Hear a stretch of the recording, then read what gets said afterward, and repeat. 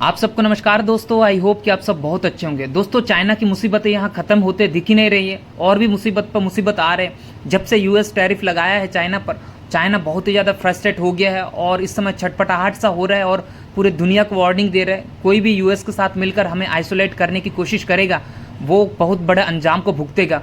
और ये जो है चाइना का स्टेटमेंट है पूरी दुनिया के कंट्रीज़ को।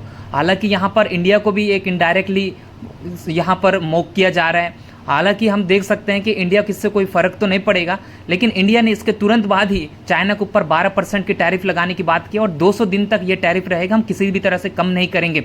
और ये चाइना के लिए बहुत बड़ा सेटबैक है दोस्तों, क्योंकि चाइना और इंडिया का ट्रेड में देखें तो चाइना बहुत ही ज़्यादा सरप्लस में रहते हैं। तो ऐसे सिचुएशन में इंडिया को बहुत ज़्यादा घाटा होता है और ये ऐसे करेंगे तो चाइना के लिए दिक्कत होगा, क्योंकि यूएस ऑलरेडी उन पर लगा दिया है, जो कि सबसे बड़ा मार्केट है यूएस और चाइना का। उसके बाद इंडिया और चाइना का है, तो चाइना के लिए बहुत बड़ा सेटबैक है।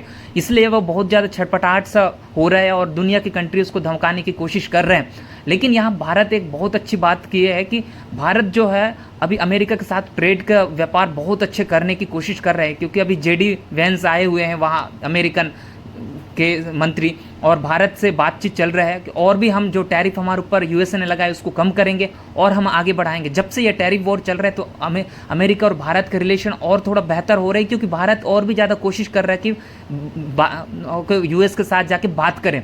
और ये जो है यूएस और भारत के एक रिलेशन बहुत अच्छा मजबूत हो रहा है और भारत के भी ऑफिशियल्स भी कुछ दिन बाद यहाँ अमेरिका जाएंगे और भी बात करेंगे।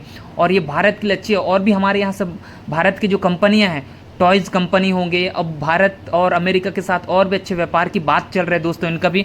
और आने वाले समय में ये और भी ज़्यादा बढ़ेगा, चाइना के लिए मुसीबत होगी।